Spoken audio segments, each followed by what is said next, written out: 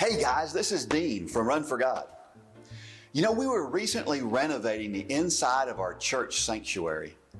The decor had become very dated and we were looking to make some simple changes to bring it up to date. And the results were spectacular. But there was something interesting that was revealed in that process.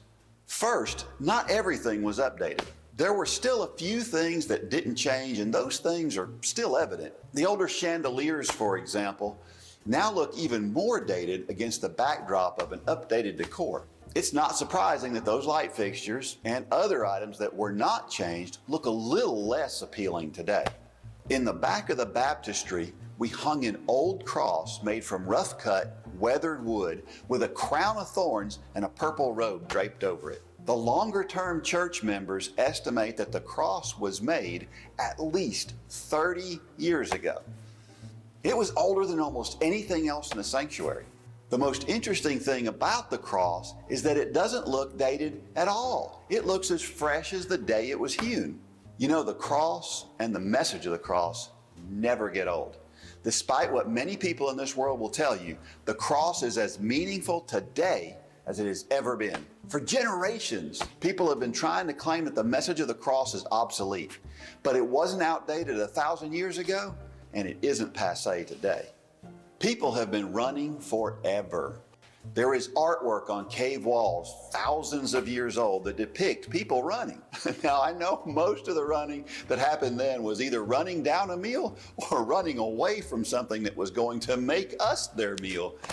But running has also been a sport for a very long time. It has held up over thousands of years and is even more popular today than it has ever been. Of course, people run today because of the benefits to our health. That is a much more recent revelation. Can you see the similarities in the cross? Not only is it timeless, it's inherently good for us. We know if more people would understand and go to the cross, it is inherently good for them. The truth is that without the cross, we would have no hope. There have been many wars, generations of evil, and immoral groups and civilizations. You know, we tend to think of the world today as worse than any time in history. But if you think that, go back and read the book of Judges.